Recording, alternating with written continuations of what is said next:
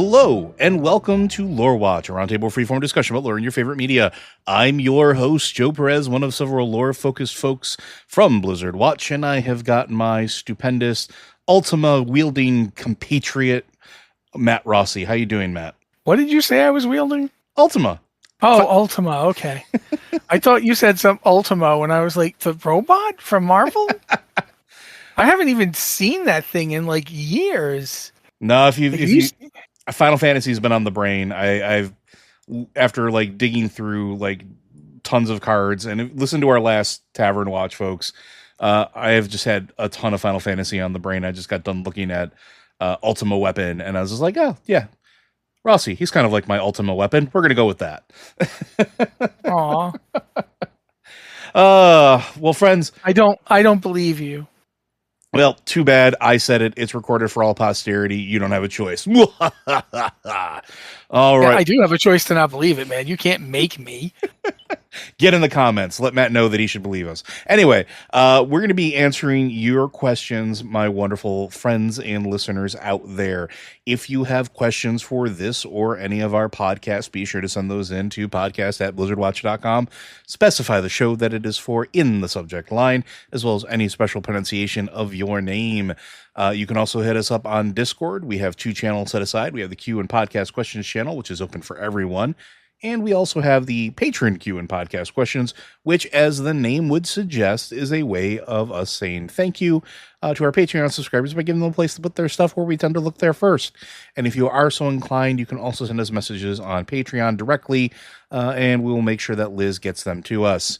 Also, if you want us to talk about Final Fantasy at some point, go ahead and ask questions about it, because I have been doing nothing but digging through old Final Fantasy lore, and there are 16 games plus side games at this point, and I have just been going absolutely nutty. So if that's something you want us to talk about, let me know. More than happy to do so, even if it's just an explanation of the story of Final Fantasy XIV, because that's also really wild. But without further ado, let's go ahead and get into our first question here.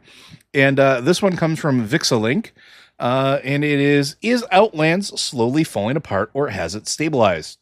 If it is still falling apart, or at least it is theoretically still was, I assume the Alliance and Horde would pull back all their forces from there. But what would happen to the other races that still live in Outland? The Netherwing was welcomed earlier to the Dragon Isles, but then again, they were technically from Azeroth to begin with. The ogres from Ogre-La would probably be welcomed somewhere in Azeroth, but what about the other Draenor natives? Would the Sporlings and the Zangarmarch or the Arakoa, sorry, wow, words are hard, folks, be allowed as refugees to Azeroth, or would they be refused? If yes, where would they stay? And then there's a bonus question here of, where do Ettins come from? I don't think I've seen any reference to their origin. Could they be to Vrykul what Trogs are to dwarves, perhaps? So I think we know that, like, Outland is just always constantly in threat of, like, drifting further apart, right? Like, I'm pretty sure they've said that, but it's just like really slow. As recently as Battle for Azeroth, Thrall even made the point that the place where he was farming is dying. Like the even places like Nagrand is dying. It's just dying slowly. Getting dragged into the Twisting Nether is just prolonged Draenor's death. Yeah, because you think about it, like Draenor doesn't, like in a traditional world setup, even if it doesn't have a world soul, we've learned, even on Draenor, because we've gone back with, going back in time into an alternate dimension, it's still a system. The world itself is a system that sort of sustains itself in some manner, or at least tries to sustain itself in some manner. But it's basically a blasted apart shell, right? Like Outlands is the remains of whatever didn't get blasted to smithereens or launched into other various far-flung regions of the Twisting Nether, yeah? I mean, either that or it got destroyed utterly. We don't really know. We know that, for example, Netherstorm is like chunks of what was Farallon. Mm-hmm. But we don't know where the rest of Farallon is. We don't know if just it was destroyed or if it's off in another place or what have you. We really just don't know this thing. We know that there's, like I said, there's references to Draenor's, like, essentially being like slowly devoured by the pure chaos of the twisting nether, Mm-hmm. and that's been a thing for quite a while. But we don't know, like, after. The problem is that the last time it was referenced that I remember was, again, in Battle for Azeroth. I haven't heard it referenced since, so it's kind of difficult to pinpoint where things are right now. We know that as of that expansion, that Thrall made the point that Outland is still dying. When Sorfang came to get him, he was thinking about that. So, yeah, I feel like it's safe to say that things are not looking good for Outland, and there's a continuous state of potential destruction. But at the same time, the place is still there, partially, possibly sustained by the very thing that's destroying it, because it's in the Nether, and the Nether is not fully within reality. We know for a fact that one thing that happens when something goes into the twisting Nether is it doesn't age. Mm-hmm. I mean, even before he became Lightforged, and I can't remember his name, and I know that he's Illyria's husband. Turallion. And his Turallion, thank you. Turallion didn't age. Like, he was not getting older.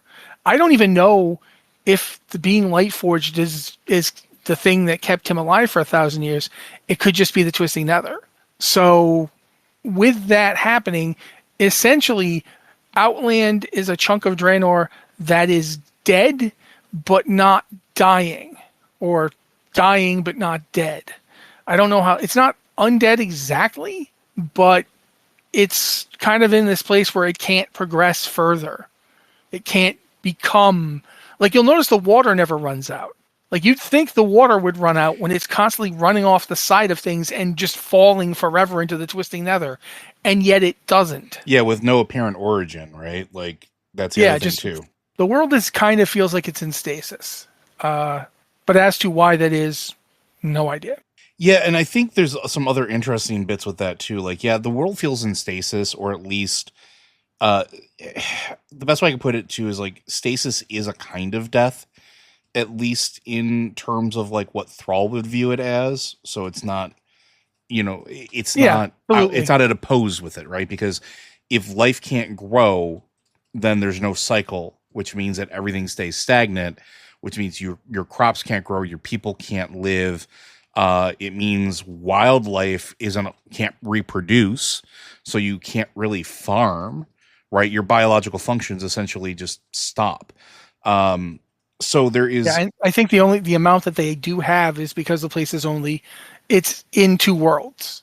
Yes. Like, it's not fully in the twisting Nether. It's partially in the Nether and partially in reality. So that's why I think you still have people, you can still grow crops, but they're growing really crappy.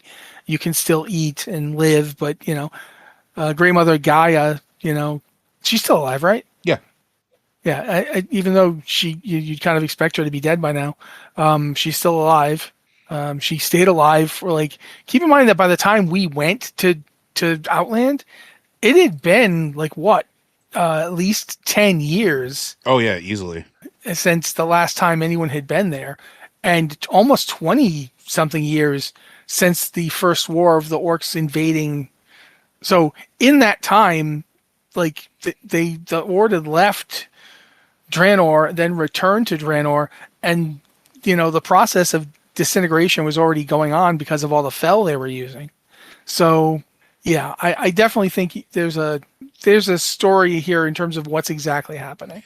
Yeah, and I think also too that there's another aspect that Matt kind of talked about a little bit here that I wanted to put up, which is, or at least we talked about, where we don't know what happened to all the bits and pieces of Draenor, and that in and of itself is also an interesting prospect, because one of the things that originally blew apart, or what originally blew apart Draenor, was the stress from opening up so many portals, right? Like when Ner'zhul was just like, well, I'm just going to do this, and, let's just go and see what happens. And the world shook itself apart. And we know from questing during Burning Crusade that a lot of those portals were left intact, or at least a chunk of them were. Like, there's an entire quest line where, you go and try to find out like what's happening with this one portal that is, Yeah. on a floating island. Go ahead. Yeah, there's one a floating island in Negrand, as I was just going to say. Yeah. It's not too far from Ashigun, but it's not. It is at the same time. It's fairly far from Ashigun because you have to fly up to it. Yeah. But yeah, it's right there, and there's others. I even mind like even when Illidan and his group went to Outland after it was turned into Outland before.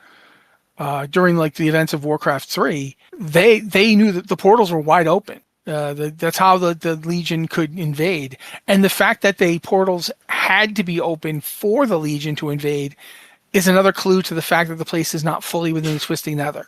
Yeah. If Outland was fully in the Nether, then there would be no need for portals for demons to go there. They would just go there. So the fact that they do need portals to get there, and one of the ways that Illidan kept, I want to say Manaroth, but it's not Manaroth, Magtheridon. One of the ways Illidan kept Magtheridon from getting reinforcements was to cut the portals.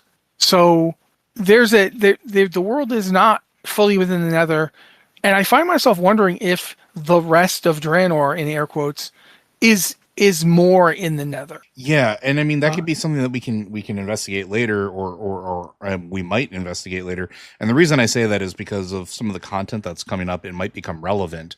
Like we know in the next patch we're going to Koresh, and Koresh is a very much a world in flux. But the interesting part isn't necessarily that, which in and of itself is interesting. But we're going to be using Tazavesh as a home base. And we know that Tazavesh is a multi-dimensional city ship type thing that the brokers have that can move between different realities and can, in theory, at least from what we've seen in some of the quests we did for like Venari and some of the stuff that we did for some of the brokers or involving the brokers, can travel through the Twisting Nether, right? And if anybody is going to be looking for ancient artifacts or lost forgotten pieces of like a world that has essentially blown up, I would think that the brokers would be kind of on top of that. So we may find out more about the fate of some of those pieces and what happened with them. And then we might have more of an idea of what life is like inside of the Twisting Nether, or what it isn't like, I guess would be the best way to put it. So we have this opportunity to discover more, and I would be very, very interested if we do. So the other part of your question was, would they be able to, like, would the folks that are still in Outlands, would they be able to resettle on Azeroth, or would they be welcomed on Azeroth? And I think for the most part, I think they would. We've seen some of that. I'm going to just say, go ahead. Before, I'm going to let you go, but I'm going to say this. Able to and welcomed by are two huge gaps. There are some that could, the ogres that currently live on Azeroth weren't exactly welcomed openly. Sure. They were invaders. So I just want to make that point when you let Joe mention what he's thinking, and then I'll try and jump in with what I'm thinking. Yeah, and you're not wrong. Like I think, and maybe open arms is the wrong word or term for it, but I think there is a place where they could all potentially come to Azeroth should they need to or want to. Like, we know the ogres of Ogre are relatively docile. They're not exactly the typical ogres that we saw, that we were used to dealing with the Horde, the original Horde that, came through and decided to try to blow things up. So there's a possibility that with both factions having dealt with them, that they would be welcomed, or they would be able to at least be allowed to come to Azeroth and settle somewhere. And I think that has interesting implications as well, because the Agrala are all about the harmony with the crystals and learning about that. Well, we just went through an entire expansion, first 2 chapters that have a lot to do with crystals and their formation and how the resonance of them and how important they are, like, and how central they are to Earthen. Do you think there's a world in which the Agrala ogres and the Earthen could have a conversation about, like, the nature of crystals in general, and that it would potentially benefit both of them? Like, there could be something there. Sporelings, I mean, I don't know that they would necessarily be openly welcomed, but we've already seen that similar creatures exist. Again, they're not exactly friendly, but we don't know how they would react to others of their same sort of like genome, right? They're pretty adjacent to the microsynth that we've been dealing with this expansion, so maybe there's something there. The Arakoa, it's sort of a gray area, I guess. I could see them maybe coming here and settling in places that, you know, most folks wouldn't live, like high on the mountaintops or in these weird spots, where, like, yes, there are factions that do live and settle on those, but by and large, a lot of those places are sort of barren, and they seem to be preferred by the Arakoa, which, you know, want to fly up and live in those areas. So there's a world in which maybe the folks from Draenor, from Outland, not Draenor itself, but Outland, the current version of it, could potentially come back to Azeroth.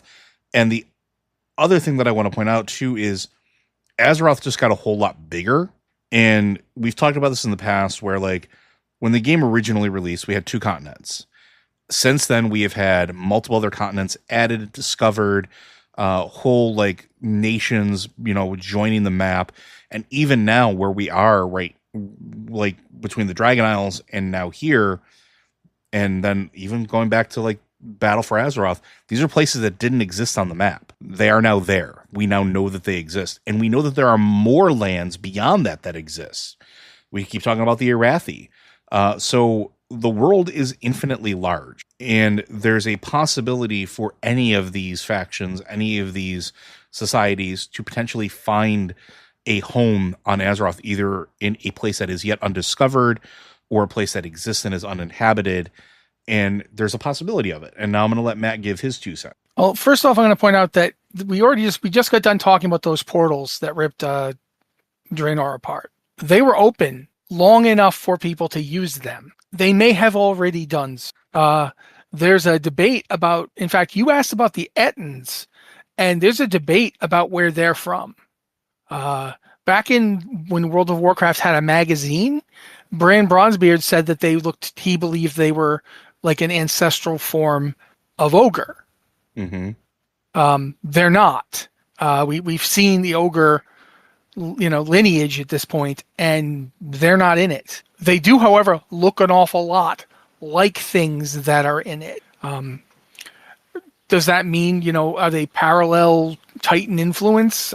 Because remember, ogres and everything related to them, both going all the way to orcs, are descended from a Titan creation, like a literal walking mountain.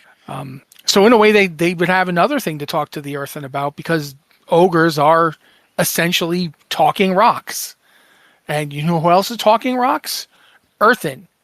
Mm-hmm. It's in the name. So there's that too. But in terms of the Etin, I find myself thinking there's lots of other groups that I think of when I think of Etin. There's the Drust and I can't remember their name, but we met them in Dragonflight, the dragon killing guys, the ones who were basically giant jerks. I can't remember their names. I could look them up. I'm too lazy. Thank you, the Jardin. The Jardin at one point of Rykul washed up on their shores before. It was probably before the big, big Titan bubble that turned the place off magically. But there's legends among the Jardin of a Rykul who just showed up and became one of their great leaders, which to me indicates that there's a whole bunch of Azerothian giant beings that are completely different and yet very similar to the ones from Draenor. Yeah. And that, to me, is really fascinating in terms of what the Etin are. Like, if the Etin are part of this group of giant people, like ancestral to the Frykul and the Drust and the Jardin, much like the ogres on Draenor are descended from Ogron and Goran and, Gron. And what's the Magnaron? Those are the ones above Gron even? Yeah. Yeah. They've had that whole group of like multiple headed giant weirdos There's even one giant. There was one giant on Draenor so big that his body became a city. Like his bones, if you go to Frostfire Ridge, his bones were like still there. People were living in them. There's Go ahead. also another very obvious one that it could be as well for the Ettins, which we didn't even talk about, which is just flat out the giants. So WoW giants are really cool in the fact that they tend to be very elemental leaning. They tend to be very, you know, how do I put this? They have a lot of similar origin to what you would expect most of the races of Azeroth, as far as like there are giants that are very much about their elements. We've seen earth, molten, ice, stone, water giants. And there's even a thing in game where Bronzebeard thinks that the giants that are flesh may have also been subject to the curse of flesh. And like we humans in WoW are sort of descendant by Vrykruel, there's also an entire possibility that the Ettins are descendant of giants in that in-between step. They're smaller. They tend to be a little bit smarter than most of the giants we encounter, which seems to be the way that a lot of that stuff goes. Go back to C-Matt's comment about that orcs are the gnomes of Draenor. There's a possibility that that's there. And then one of my favorite things is actually not canonical anymore. But Matt will remember this. In the WoW RPG, in the Manual of Monsters, Ettins were described there. They were two-headed giants who towered over normal humans that were necromancers' first attempt at creating abominations. But they proved, according to this, they were too dangerous and not intelligent enough to be controlled for the Lich King soldiers, and so that they were eliminated. But the ones that escaped seemed to find community and make villages and sort of like be their own thing. So like there's a possibility that ends are just naturally occurring.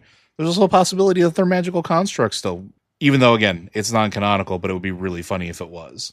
Or I mean, for that matter, you could actually have multiple. I was going to say it could also be Titan experimentation. I was going to say there could be more than one group of giant two-headed monster things, and people just call every time they see something like that, they're like, it's an Etin!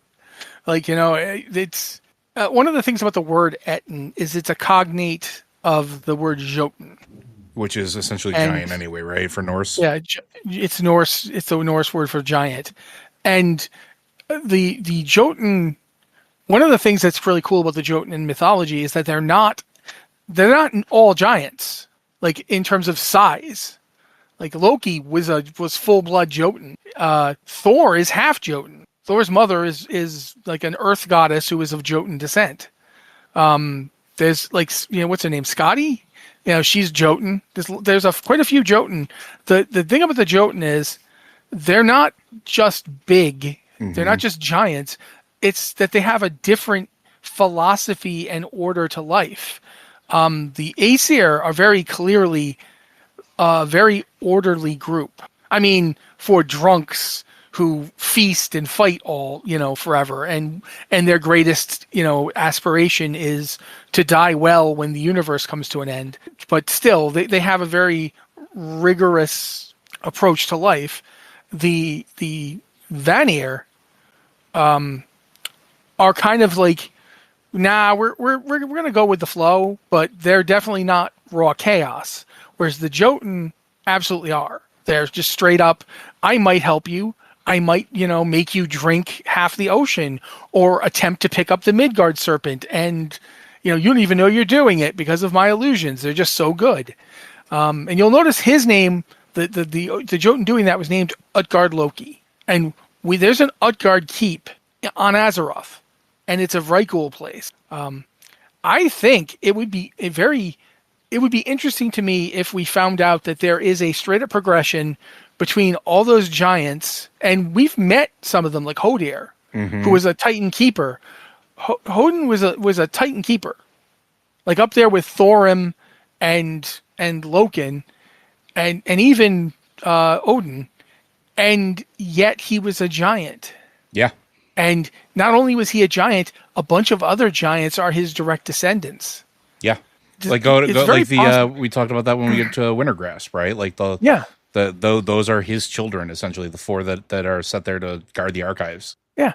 And as a result of that, it's interesting to think about the possibility that there's a whole line of descent from all these different groups, and they might even have intermingled.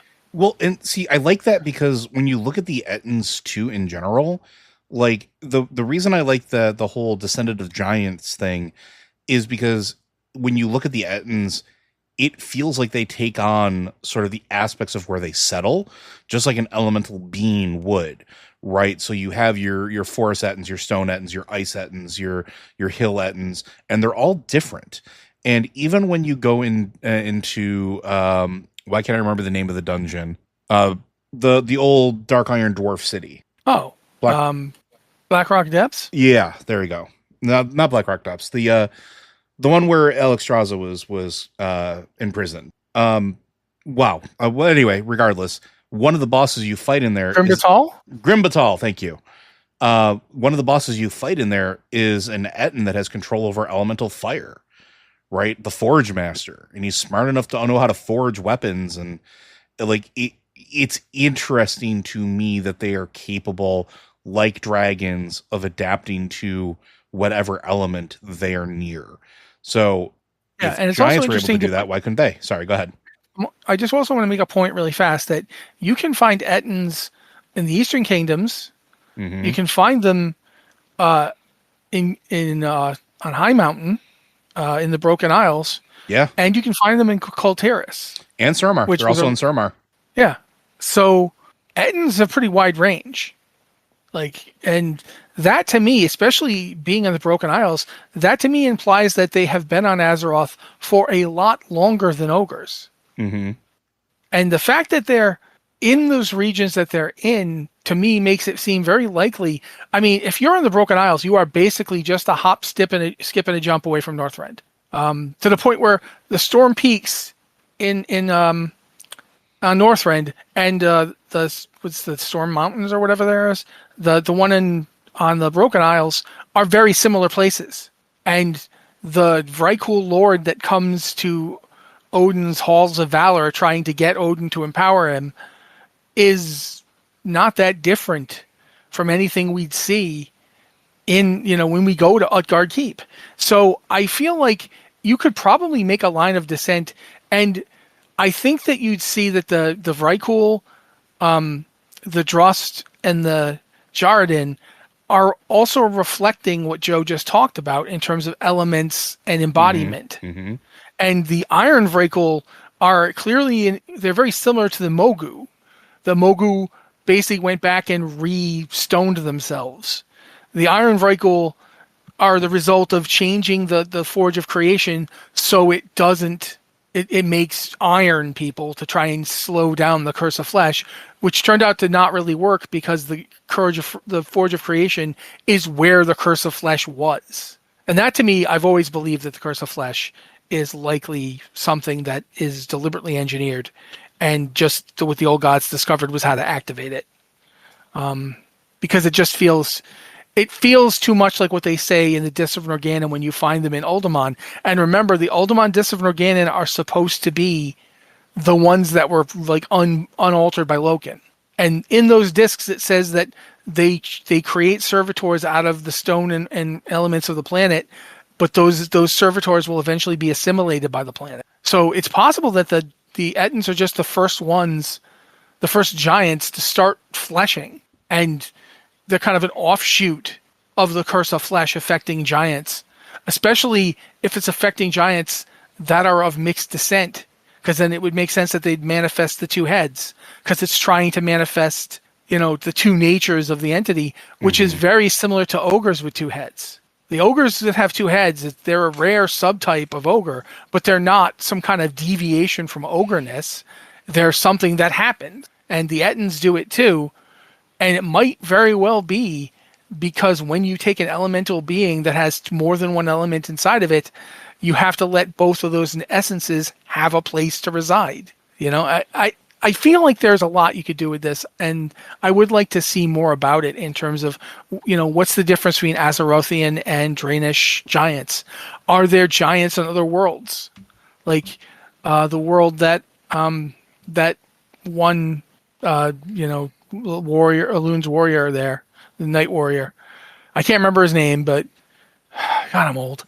But he talks about he's from a world where the old gods came and he fought them. Who knows? Are there giants there? What do Titans just make giants? Are you talking about Thernax? Yes, thank you. But another way to put it is Titans. Titans are inherently gigantic in nature. The word Titan means strainer because they were straining against the heavens. Mm-hmm. And the ones that we've got in World of Warcraft, those guys are enormous. They're planet-sized. When they're not dead and have their essence torn out of their body, they're literally giant sized. We see Sargeras attacking Azeroth. He's as big as Azeroth is. Well, not quite. He's a little smaller than Azeroth. But when somebody's a little smaller than a planet. Yeah, but also when we see him, he's in not in his full Titan form either. He's in the gaseous form that we rip out. So that's because he got himself, he deliberately took himself out of his own body so that he could infect Medivh by his mom, which is one of those stories that I don't think we need to talk about that. But yeah, no, you're right. But still, he's planet-sized in that form. He deliberately takes the form that is nearly as big as a planet. That's their natural scale. Mm-hmm. So I feel like when Agramar, and I'm having to say Agramar, not Agamagan, because it's something that might come up later. But Agramar created Gron. He did so, he literally just grabbed a mountain and said, hey, that mountain is small enough to work with, and made that mountain a walking, talking thing that wandered around punching the plant beings until they destroyed it. But when they destroyed it, it became a lot of walking, talking rock thing. So there, I do feel like the Etin feel like an interesting piece of this kind of unfinished Titan descent family we've got going on Azeroth. Yeah. Well, hopefully we'll find out more about them, or hopefully at some point we'll get back to them, because man, do I like weird races of Azeroth that we get to learn more about as stories progress. Yeah. But I think we should point out that they even eat Tauren. They do. Which to my mind is not good. You don't eat Tauren. No, they'll eat anything meat, right? That's just they're the classic giants of lore. Oh, you're a humanoid with intelligence, don't care, spit roast, you're gonna get eaten. Maybe a little light rosemary and some butter. But hopefully that answers your question or produces more questions, whichever one makes you happier, Vixalink. We're going to move on to our next one, which comes from our friend Razorbug, who I love to call Razorberg. Greetings all. So I had a very strange thought that kept making more sense the more I tried to ignore it. Is Azeroth the last Titan last/final because they're already dead, in so much as a Titan can be? Necrotizing entities like the Old Gods and the Karaji are burrowed deep within their flesh. We and many other factions mine or tap into Azeroth for almost all the resources we can get. Even when they speak, it is only in echoed feelings and images to a chosen few. I wonder if Azeroth has been dead for a very long time, and the numerous Titan facilities dotted around their surface are life support CPR devices. Heck, we know one is a giant reset button. The dream has been called a backup copy for the longest time, perhaps left over from another attempt to revive the dead last Titan. When I say long time, I wonder if realizing the truth was part of what drove Sargeras mad, and part of his motivation was to find some power that could fix the problem. Or maybe the cosmic forces are trying to end an undead Titan. After all, the sword was aimed at someone. Hashtag, what sword? Then there is a relative ease undeath seems to be achieved on Azeroth compared to other planets we've been to, and its direct connection to the Shadowlands. Heck, Zaval had engines of death sunk deep into Azeroth, perhaps realizing that they were a titanic presence in the death part of the cosmology. What do you think? Plausible, or am I barking up the wrong world tree? You've got a lot of stuff in there. Some of it I can understand where you're coming from, but some of it is based off the idea that essentially Azeroth and the world part that we live on is like a transformer shell. When the Titan wakes up, that it becomes part of their body. We don't know that that's actually what happens. We actually also don't really know what a nascent sleeping Titan really is, because in all of our workings with Azeroth, we've only seen glimpses of it, and we've seen Titan souls before, because when you go to Antorus and you do the raid, you literally see their souls, the essence of their being, in their constellation form, because that's what it is, sort of, without a body there. And when they're released, they get another body. They didn't blow up a planet to get that body. So things would sort of lean, in my mind, to that they don't necessarily need to consume the planet to be born to essentially have a body. And so the things burrowing in the skin, or the crust of, or the earth, may be uncomfortable for Azeroth, because maybe they can feel it because they're tied to it. But I don't know that it's necessarily the same thing as necrotizing the flesh of a Titan. Matt may feel a little bit different about that. I'll let him chime in. They're not necrotizing entities. They're necrophotic entities. What is the difference, Matt? Necrophotic means light eater or light killer. They don't bring... Think about what they are. They're void. Mm-hmm. They're not death. They're void entities. Can you use void power to make undead? Yes. Is it... You can use light to make undead, though, too. Yes, you can. That's exactly my point. In this conflict, the void is not averse to attempting to colonize death. It is not averse to attempting to essentially corrupt death, but it is not death. They are different things. They're different forces. And I think that's a big part of why I don't think Azeroth is dead. I don't think Azeroth is dead partially because Azeroth doesn't have that same weird hunger that most undead we see have. Like, undead tend to have something that they have to do to stick around, whether it's, inflict pain on people or consume raw corpses or what have you. We saw a really interesting thing in Before the Storm, where the undead of Undercity have people whose entire job is to bring new parts to fix people up because they're still decaying. We know about the Death Knights needing to inflict pain on others, or they'll be consumed by their own inherent inner death magic. With the void entities that are the old gods, I don't think that anything about them is death related. And that's one of the reasons I always thought Yogg-Saron was really funny, because he keeps calling himself the god of death, but he's more like the god of murder. He's like the god of killing things because he thinks it's funny.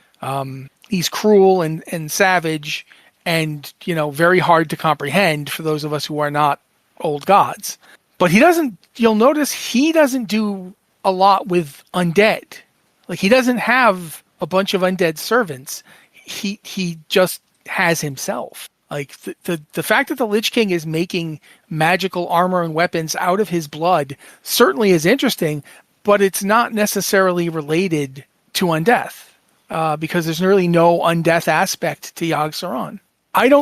That's one of the big reasons I don't think that Azeroth is dead, because killing Azeroth has never been the goal. Just like before with the world that Sargeras found, the goal is not to kill the Titan. The goal is to do to the Titan what we just talked about happening with all these other the semi-elemental beings. I think it's a case of as above, so below, except in reverse. So as below, so above. Titans are just as susceptible to cosmic forces as the Etins are to, now I'm a fire Etin. Now I'm a water Etin. And that seems by design. Let's be, yeah. That seems like that was part of the first one's plan. It is the nature of these entities to embody things, to the point where Sargeras became walking fel. Mm-hmm. Not destroyed by it. No, he became it. He became a Fel Titan. That's what he is now. And it should be noted that is significant, because Fel, at its very nature, is born of destruction and corrodes and corrupts and destroys everything that uses it. It except Sargeras. Like, he is the exception to this rule. And there's probably a reason for that. Yeah, and in terms of what Azeroth actually is, we've talked before about the fact that you can find pretty much every cosmic force in existence on Azeroth. Like, it draws them all here. I think that Joe has made that point more than once. And I definitely think that, too, is part of design. Mm-hmm. The whole goal is to... I don't think that what Azeroth is strictly speaking a Titan in the way that, like, Aman'Thul and his followers are. And for that matter, I don't think Aman'Thul and his followers are entirely honest about who they really are and where they come from.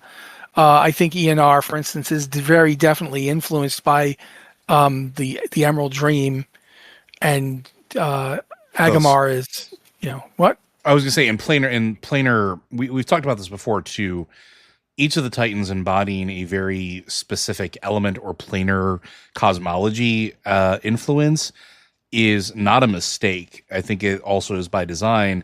And like ANR being influenced by the wild, like, unpredictability of chaos and life, I think is important to note there as well, right? Like, that's what you're getting at. I think you are. Oh yeah, that's where I was attempting to get to, but luckily you're here to actually get us there, because I was not getting there.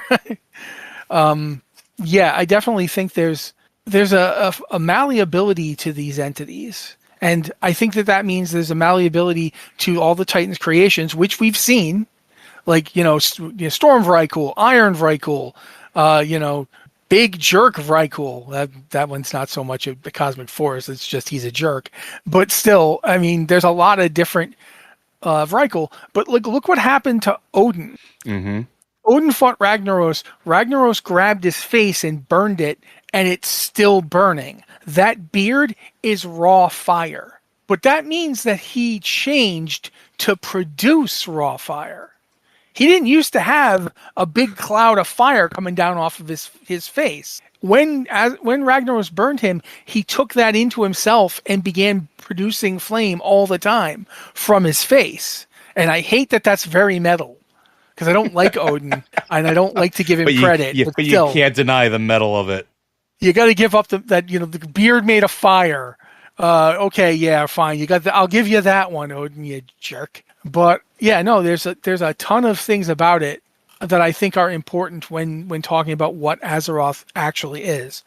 Do I think that death magic will be involved in it? Yes, I absolutely do. I think that the fact that the Shadowlands connected via Zereth Mortis to Azeroth, and we saw the jailer using that, means that the Shadowlands are inherently a part of this design. Yeah. And therefore, undeath is a part of this design. Yeah, and like, we often, when we're talking about the elemental nature and the planes and the planar cosmology, we don't often talk about death as an elemental or cosmic force, and we really should, right? Like, so what Matt's saying here, I think, absolutely plays a part of it, in so much that Azeroth isn't necessarily dead, Azeroth isn't undead, Azeroth is touched by the power of life and death, much in the same way that Kaliamenethil is, right? Like, Kaliamenethil is not a traditional undead. Kaliamenethil is somewhere in between. And Matt brought this up a while ago, and I think it is absolutely appropriate and applicable here, is that Kalia, when we were talking about her, Matt said this is what you should look at when thinking about Azeroth, to an extent, right? Because we've talked about the whole death of Azeroth and whether it's alive or dead and everything. And it's something more than those binaries, than that binary state. It transcends that binary nature. Azeroth is both and neither at the same time. Azeroth, go ahead. I just wanted to mention a little quote that I think does kick into this. They do not live, they do not die. Mm-hmm. They are beyond the cycle. I think that is what we're going to get. That's what's happening here. Yeah, and I can't shake the feeling, and going back to it, that original quote, I think, may have had something to do directly with referencing the first ones. And Azeroth may be the distilled essence of the first ones in like that form, above the cycle, outside of the cycle, not alive, not dead, able to touch and wield all of the cosmic forces. The reason why Zereth Mortis, the zone of death, the Zereth of death, touches Azeroth, the sepulchre of the first ones, the resting place of the first ones, touches Azeroth. Why? Why specifically Azeroth? And maybe it's because, and we postulated this a while ago, that the first ones didn't die. They repurposed themselves. They repurposed themselves to try to find a solution to a problem that they individually could not solve. They knew that these other elemental planes, these other cosmic entities, these forces existed because either they were part of the design of it, or they were stewards of it, or just at a level of like Anu, sort of like being born at the dawn of of everything in the cosmos. And if they were trying to solve this problem, distilling their essence or giving pieces of themselves to that project, to that goal, seems relevant. It seems like something that Shadowlands told us they were doing, right? Like, and if Azeroth is that endpoint, Azeroth is that distillation point, it would put it outside of the cycle. It would put it outside of life and death, which is why it can touch the Shadowlands and not be a part of the Shadowlands, which is why it can touch all of the elemental planes and not be consumed by them. And we talked before about the Titans being influenced by sort of their nearest cosmic power, whether it's life or arcane or whatever the case is. Azeroth, if Azeroth is the perfect center of the universe and multiverse or planar cosmology, which I maintain it very well could be, it would make sense why none of them are able to take a big foothold over it. It would also explain why Fel does not permanently corrupt or destroy Azeroth. Going back to the discussion we had with Sargeras, he's an exception to the rule, right? Like, he's not consumed or destroyed by Fel, but everything else we know sort of is, except Azeroth. Azeroth can be scarred, but we've already seen those scars heal and come back from it. And is that just a Titan thing? I don't necessarily think so. To Matt's point, I think it puts her beyond Titan or above Titan. Or maybe she is actually a Titan and the other ones aren't. Does that make sense, potentially? I think I think that she could be redefining what it means. Like, what she is the next stage where instead of having Titans that can be turned into a thing, she embodies all things. There's definitely a sense of that kind of coming together. I also think it's interesting that Azeroth has yet to wake up and might never. Mm-hmm. It would be kind of funny if the way Azeroth does become the final Titan is by just making the people do things. Well, there's something to that, I think, right? And I think we're all pieces of we're all pieces of Azeroth, or adopted children of Azeroth, right? And we've already done things that no other entity is supposed to be able to do in the universe, right? We've the number of forces that we've stood up against, the number of things that we've intervened upon, the number of stuff, the things that we have done that have made Constellars go, wait a second, what? Is not insignificant. And I think going back to one of our earliest shows, I think you and Anne made the point that in a real way, all these little things running around on Azeroth are kind of like its immune system. Like, every time something bad is going to happen, the T cells get up and start, 40 manning, something until they've killed it enough. And it's even funny that we keep killing the same things over and over again, because with demons, that's something you kind of have to do. You can't just kill it once. You have to go back and kill it again.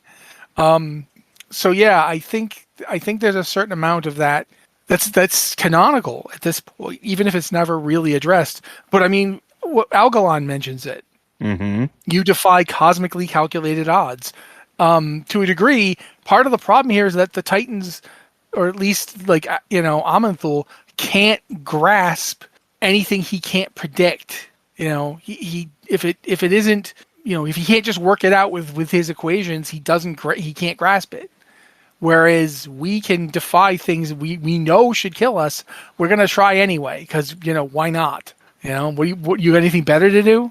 Boom, And so I definitely think there's a certain amount of that involved in this. Yeah, and some of the other aspects of your question here, like Sargeras going mad because Azeroth is already dead. I don't think that's the case. Sargeras went mad well before that because he witnessed the death of a world soul. He saw a world consumed by void. It could have been Koresh. We don't know the name of the world. It could have been Koresh. And we may find a linkage to there when we get to Koresh in the next content update. But that's what drove him mad. This idea that there were things that he and the other Titans could not naturally fix. And looking at Azeroth, I don't think it's Azeroth was dead. It's more of he may have understood more the reality of what Azeroth was than the other Titans. And that may have to do with his traveling through the universe. That may have to do with the entities that he's dealt with. Or it may have to do with the fact that the other ones blindly looked to Aman'Thul and accepted whatever Aman'Thul said. And Sargeras said, that's BS, when the other ones wouldn't or couldn't or didn't know to. There's also an interesting thing about that. I was going to actually ask you about this anyway. Do you think that the world soul of that planet was actually dead when it became a void thing? Or do you think there was enough of it left that when Sargeras killed it, he felt guilty, and that's what broke him? Because I don't think it was that. That we're told a lot that it's, he saw the futility of the Titans, plans, and that's what broke him. But I don't think that was it. I think it was the fact that he killed one of his own. Because look at how hard he tries not to kill the rest of them. I wanted to throw this at you and this is a tinfoil hat moment, folks.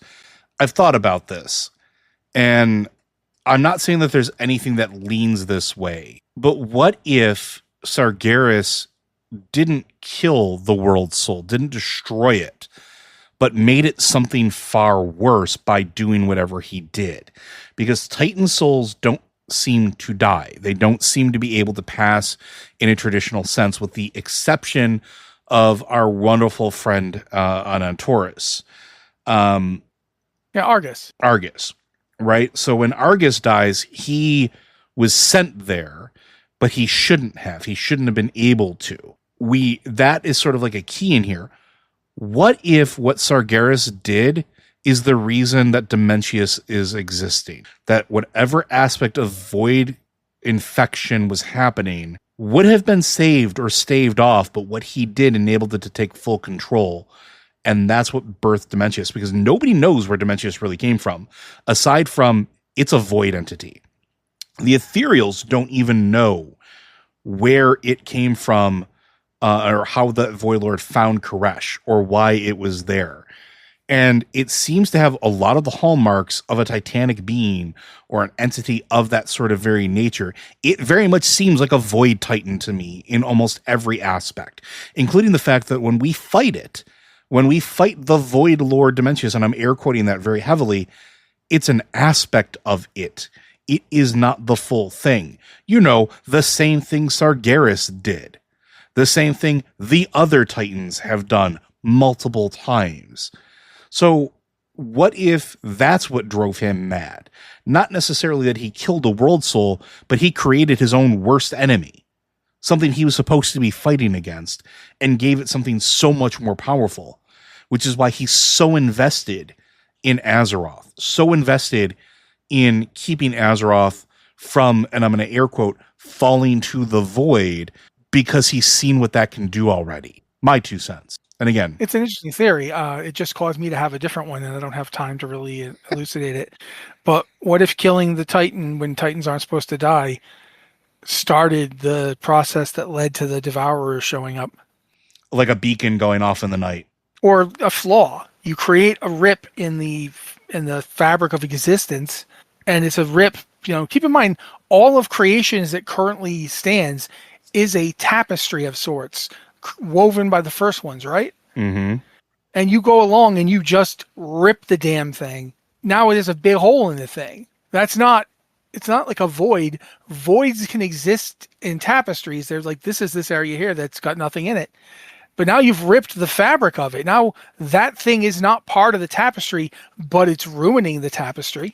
Or So, another side of that, going back to the Devourers, the other side is that it could have also been, if a Titan can't die, or it necessarily doesn't go to the Shadowlands, what happens when that soul is rend? Where does it go? Does it go to an in-between space? Does it go to a place of non-existence where Devourers come from? Are Devourers aspects of that fallen Titan looking to reclaim life and essence? and here's another thing to think about while you're thinking about that. You could be right about Dementius, and this could still be true. Yeah, both can Because be we true know at the same time. souls break. We've saw it seen with that Uther. we saw in Shadowlands. Yeah. Souls fracture, souls break. Pieces of souls can be, you can have a piece of Arthas' soul while the rest of his soul is condemned to eternal darkness. You can have a piece of Sylvanas' soul, which is why she can't feel and think properly. You can have Uther's soul in the Shadowlands and at a tomb in Azeroth at the same time. Rune weapons can cause soul fragmentation. Mm-hmm. What does Sargeras' Gorshalak if it's not a rune weapon? You're going to tell me Gorshalak is not a rune weapon? Because I don't buy it. I mean, yeah. Yeah, and if you fragment the soul of a Titan, a world soul, what does that do? Since none of the pieces are supposed to go to the Shadowlands, right? And that actually brings another question. Is that all of Argus? Mm-hmm. When we quote unquote killed Argus, was that all of him that went to the Shadowlands? Because all of Argus, a world soul, should have been a pretty big problem. And it's a problem. We do fight it during the whole process of trying to get somebody to be the Arbiter again. But it's really not as dangerous as it was when we fought it, in a raid. It's not. It doesn't feel like it's all of him. No, it doesn't. And if it's not all of him, where did the rest of him go? Is that the only way you could get a Titan soul to go?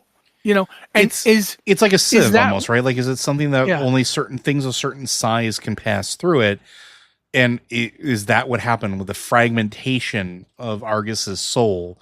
Is what allowed a portion of it to fall to the Shadowlands. So that's a very good point. So now you've made it worse, and now we have this whole thing. Congratulations! I'm not sleeping for a few days.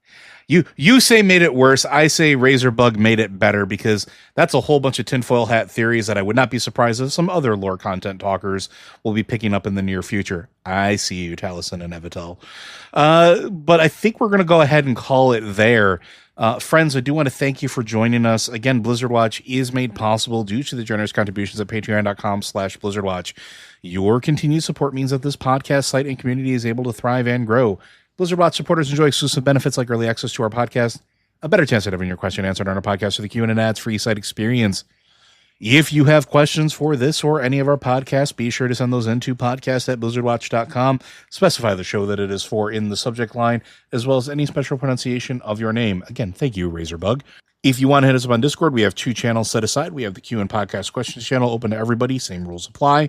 And if you're a Patreon supporter, we have the Patreon Q and Podcast Questions channel, where we look there first as a way of saying thank you, because you're helping us keep the lights on, folks, and we do appreciate it. You can also send us messages directly on Patreon. And again, we understand that money is tight and things are in chaos right now. If you can not support us financially, you can also support us by sharing our content. Share our YouTube video links, share our content on Spotify or wherever you get your podcasts from, and be sure to leave us comments and likes on those as well.